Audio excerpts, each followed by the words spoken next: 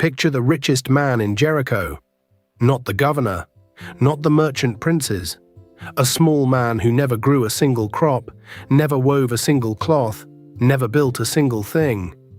And yet the gold flowed to him like water downhill. How? He owned the toll booth on the road to everything. Every fig, every bolt of silk, every camel load of spice that passed through the city paid him first. He did not create the value. He stood in the doorway and charged rent on it. His name was Zacchaeus, chief tax collector, and he was very, very good at his work. The whole city hated him and paid him anyway.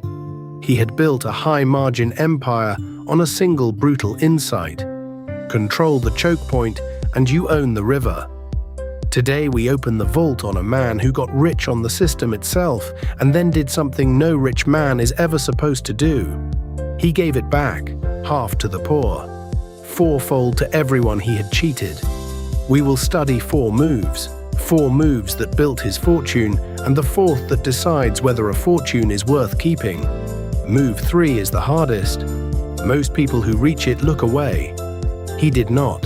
To understand Zacchaeus, you have to understand the machine he served. Jericho sat on a trade artery. Balsam, dates, and caravans flowed through it toward Jerusalem and the coast. Rome did not collect its own taxes here. Rome auctioned the right to collect. It sold a quota, a number to the highest bidder, and whatever that bidder could squeeze above the number, he kept. Luke calls Zacchaeus a chief tax collector, which means he did not merely hold one booth. He held a franchise.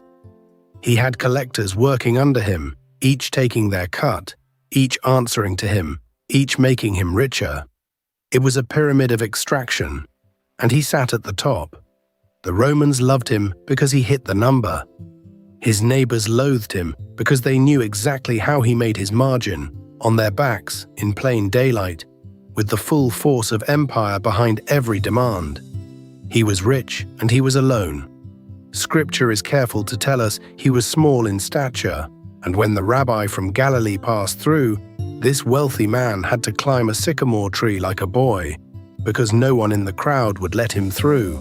That detail matters.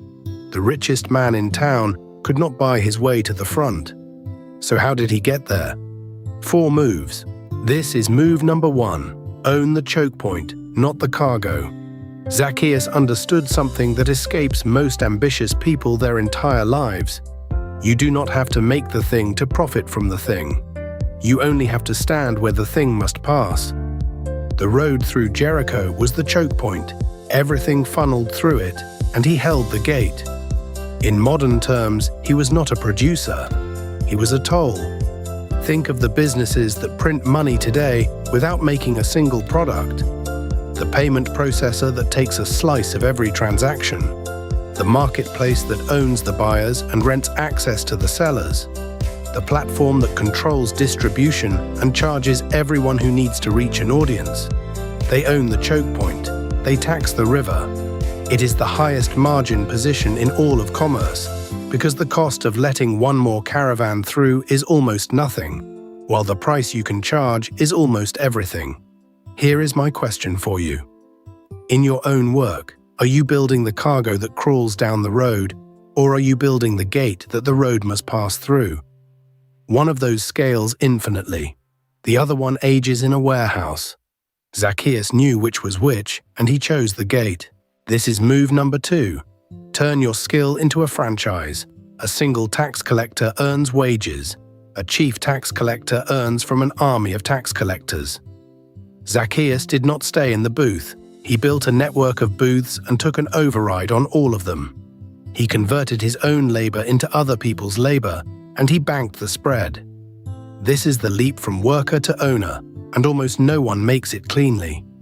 The carpenter who only saws planks is bound by the length of his own arms. The carpenter who trains 10 carpenters and takes a margin on every job they finish has escaped the limit of his own body. The financier calls this leverage. The franchise owner calls it royalties. The investor calls it owning the asset instead of being the asset. Zacchaeus owned the asset. Every subordinate collector made him money while he slept.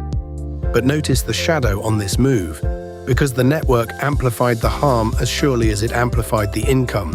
When the system extracts, scaling the system scales the extraction. So here is my question for you. When you build leverage, when you finally get other people working under your name, will you be multiplying something that creates value or something that merely takes it? The math is identical, the conscience is not. This is move number 3, and this is the hardest, because it asks you to undo the very thing that made you rich. Zacchaeus had built his fortune on rent-seeking. He took more than he gave, and the city kept its ledger on him too, not in coins, but in contempt. He was wealthy and despised, and one day he understood that the second thing was eating the first. So he stood up in front of everyone and made a calculation no accountant would ever recommend. He said, "Half of my goods I give to the poor, and if I have cheated anyone of anything, I restore it fourfold." Fourfold. The law required adding only a fifth for restitution. He chose the rate reserved for a convicted thief returning stolen livestock. He sentenced himself. Understand the economics here. He was not buying forgiveness. He was repricing his entire life. He had discovered that a reputation for taking is a liability that compounds in the dark, and that trust, real trust, is the only asset that appreciates when you spend it. The richest businesses on earth eventually learn this the painful way. The brand you cheat on Monday charges you for it every Friday for a decade. So here is my question for you. Is there a fourfold you have been avoiding? A debt you could repay but have decided to forget? Because the books do not close just because you stopped looking at them. This is move number 4, the move that protects everything the first 3 built. Anchor the wealth to a purpose larger than the wealth.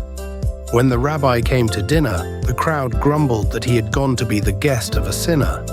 And the answer that came back reframed Zacchaeus entirely. Today salvation has come to this house. He is a son of Abraham. For the Son of Man came to seek and to save the lost.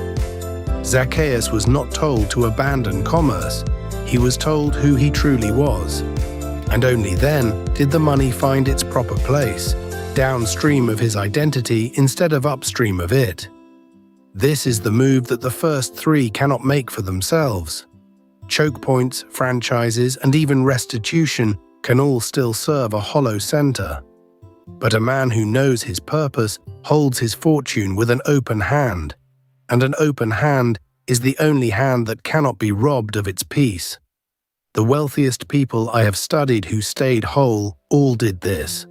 They tied their capital to a mission, a family, a faith, something that would still stand if the markets fell. So here is my final question for you. If your fortune vanished tomorrow, what would remain that you would still call yourself by? Zacchaeus found that answer before he found the bottom of his treasury. That is why his story ends in a house full of joy instead of a tower full of regret.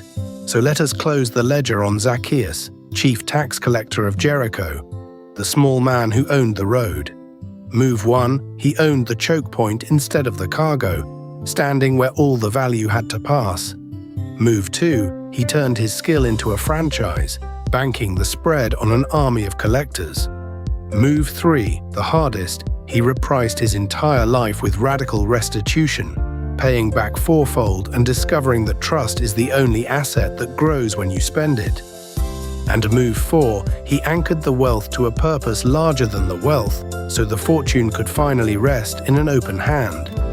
He got rich on the system. Then he proved a system can be redeemed by the one who profited from it most.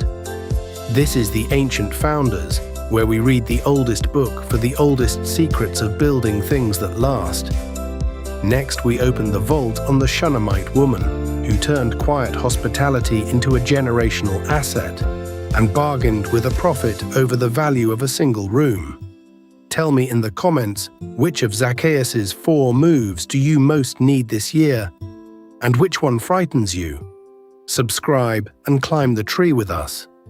The view from up there changes everything.